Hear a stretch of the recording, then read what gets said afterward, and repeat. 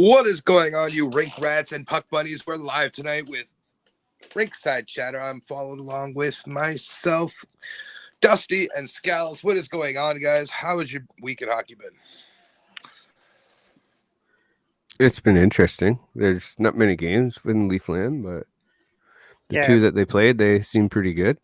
Between the Leafs and the Rangers, I think we had a total of 4 games all week because the Rangers had that weird 5-day break in the schedule when it's not even their technically 5-day break. Wow. Yeah. It came at the wrong time because of how they were playing. I'm surprised they came out and played very well yesterday in their game. Yeah, it's definitely hard to kind of come back after a lengthy break and come back up to speed. So on this installment of Rinkside Chatter, guys, I would like to talk about the Global Series, the red-hot Vancouver Canucks, and we'll talk about some questionable calls by the referees this week. Want to start off with sprinkled in other things along the way, like Willie Styles and 17-point game streak. It's fine. It's quiet. I like it. Inside right now, I'm cold. Let's talk about Scal's favorite subject because I really don't have anything to complain about officiating, at least at the NHL level this week. Scal's, yeah, please go off. Let's hear you go off. The officiating right now for the NHL is probably the worst that I've seen in such a long time. In the last 10 days, I would say, the Rangers have had 4 goals taken off the board, 2 majors reduced to either a minor or no penalty. And it's like, what is the point of having officials on the ice making the calls and having Toronto or New York call in and say it's not how it was? In fairness to the major ones, it's not just the Rangers that it's happening to. You saw a goal last night for Anaheim be taken off the board when there's clear evidence the puck was over the line. Yeah, and they even tweeted out that, I know the one you're talking about, they tweeted out they're supposed to get in trouble for that one. Like, the Rangers' goal, the puck was clear over the line. You saw, but the ref had the intent to blow the whistle when his hands were down at his side for 15, 20 seconds before he blew the whistle. Bullshit. I think the intent to blow the whistle rule needs to get the fuck out of there because, you could easily, I don't want to say the NHL is rigged because I know there are certain points that you actually believe it is rigged to a point for gambling purposes. But when it comes to intent to blow the whistle, I think refs are just kind of fucking with people's books at that point. Because, like you said, 15, 20 seconds, your arms are down by your side. You can't say there's an intent when you're not going like this. Mm-hmm. Like, not the hit last night. It was, I forget who. It was the hit a couple of games ago against the Rangers. Clear elbow to the head.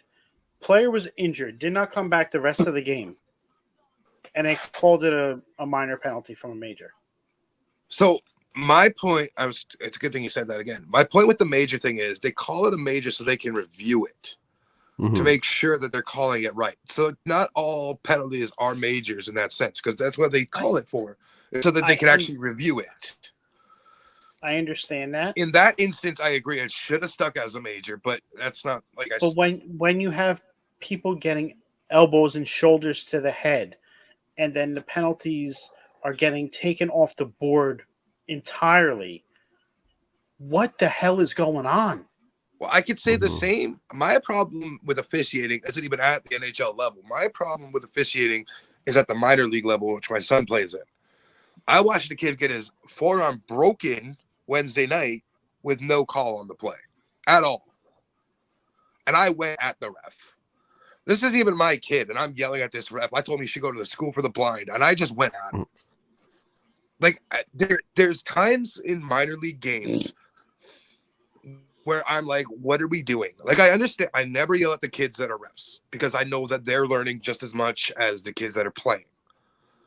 But when I see there's a senior referee out there, yeah, I'm going to give it to you because if you're not making these calls, you're teaching these kids, A, bad habits like that are okay, and B, that hurting another player is fine. At the minor league level that my son plays at, you're not allowed to hit. That doesn't happen until next year. There's a rule in place for that for a reason. If these refs aren't going to start making these calls, you're going to have a lot of upset parents. Now, fast forward that to the NHL, you're fucking with a lot of teams' livelihoods because let's say Matthews gets a slash and breaks his leg. There goes Matthews' season, potentially next season. His livelihood for that season because he's not making that money. You know, like these refs. NHL contracts are guaranteed, but I get where you're coming from, right? Like, but these refs as a whole, like the whole globe of refs, from minor all the way up to professional, need a retooling, and like something needs to be fixed. They make these changes every year to focus on certain things, and then they forget how to do everything else. I mean, it's still not as bad as the NFL refs from my understanding. So. I mean, it's just some of these blown calls, though, are like ridiculous. Like, yes, I am a passionate fan. When my team gets screwed over, I blame the refs. Yes. Sometimes it's warranted, sometimes it's not. But when there's obvious video and calls that should be and they're not doing it, it's got to change. I mean, because it does affect the outcomes of games. And the refs should not be doing that. A prime example, and I'm sure you both remember this, I think it was 3 or 4 playoffs ago, Vegas versus San Jose with a 5-minute major call that changed the complete complexion of that game. It changed the whole series. It changed the entire series. Here's one for you, Dusty. All I'm going to say, 93. Yep. That changed the whole complexion of the Leafs going to the Cup final. 100% it did. Like Kerry Fraser misses a blatant slash from Gretzky to Gilmore, and suddenly LA goes on to win the next 2 because the whole momentum shifted in that one play. Oh, it wasn't that game 6. They came home. Yeah, and happened they went game back 6, to game and then 7. the Leafs lost game 7 because that momentum shift. Yeah. It's just it's frustrating. As a fan, as someone who covers the sport here, we do every week. It's just frustrating to have to see that. Well, you have to think, how frustrating is it for these like gambling sites too? I mean, at this point, referee calls should be prop bets. Trust me, I was screwed over on penalties with the NFL. I bet on the side. I lost a bet last week because they called a holding when there was no holding, and the guy lost yardage that he needed. Yeah. Like, it happens. It's the refs have too much control in these games. 100%. There's times that the ref, especially in hockey, like there's times the ref can't get out of the way fast enough and causes the play to change. I've had that happen a couple times. There's been a couple times this year that's happened to the Rangers. That one I don't really blame.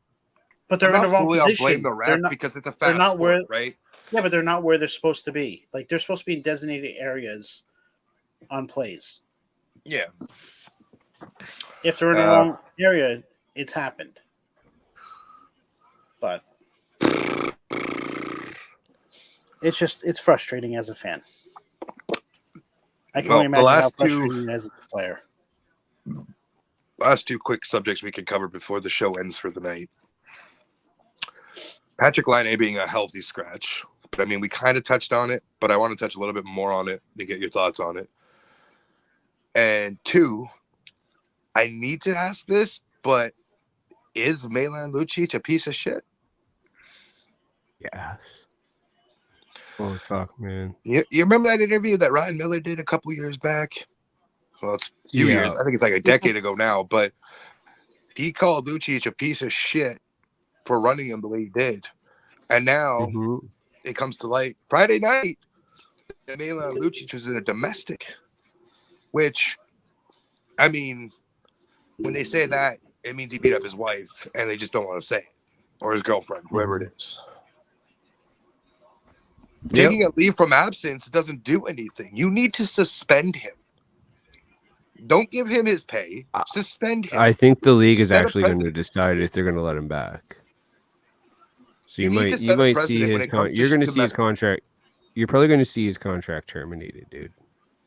Well, you know what I'm saying though? Like that needs to set a precedent. The team should have said, "Oh, he's not leaving. we're suspending him for his actions without pay. It's hockey. That's what they do. And the hockey culture, I've been around it my entire life. You've been around it your entire life. Scals, I don't know if you've been around it. I know you've watched it your entire life. Yeah, I've followed it my entire life. Haven't been around it. Hockey culture is garbage. There's certain aspects I love of hockey culture, like the team bonding and all that. Like you get to have fun, meet some buddies that you probably wouldn't have met with, in school, etc. The hockey culture, when it comes to sexism, domestics, all that, it's garbage. It always has been. I've been guilty of it, but not to these extents that these guys are. But like, Milan Lucic is a piece of shit that doesn't deserve to play in the NHL, AHL, KHL, whatever thing. I don't give a fuck. The only cool thing, and I'm not even approving what he did, but the only cool thing to come out of it is the fucking wicked mugshot he got. Because that is a hard-ass mugshot. He looks like a guy from the fucking Broad Street Bullies just got arrested at the bar. Yeah, he did look all kind of fucked up there.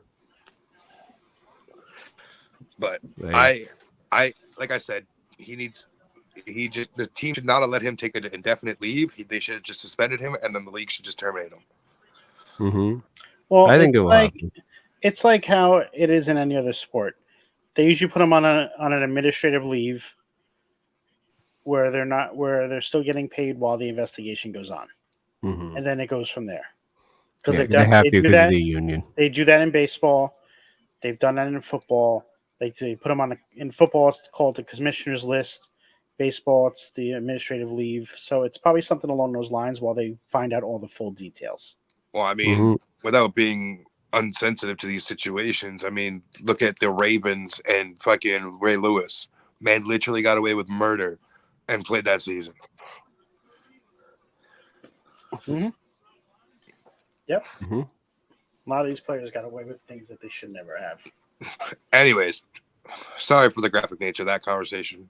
Anyway, Patrick Laine, justified or not justified being a healthy scratch? Dusty. Just justified.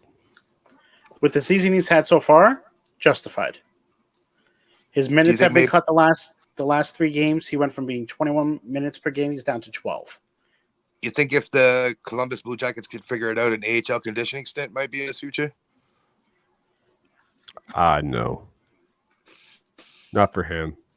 There's no way someone would pick him up. No, I said if the Columbus could figure it out, like there is ways around the waiver wire. I think I literally think the only way he can go into conditioning stint is after an injury. Maybe. I mean, I doubt he's injured, but I don't like the guy. But maybe let's say he is injured. We don't know. I don't pay attention to the Columbus market too much. I mean, shout out to Nasher for trying to be a Columbus guy, but I don't know much about that other side of that. To be fair, he was out for 20 days. He was out injured for a while. Maybe he's got a nagging injury of some kind. I don't know. Don't care. All right. I go with justified as well. This is the part where I usually ask where we can find us, but you already know where to find us. But if you don't get enough content from Rinkside Chatter, make sure you check out the Stoner Dad podcast, which is Leaf Chatter. Check it out. Where can we find it? Where is it on? You can find us on YouTube. You can find us on TikTok and on Twitter. Why'd that sound really weird? I don't know. Well, but thank you, everybody. Fuck you, man. Fuck you. I don't know. Fuck you. But this concludes the episode of Ringside Chatter. Thanks for watching. Make sure you follow, like, and subscribe. And catch us next time we're on. See you all soon. Yeah. Boom.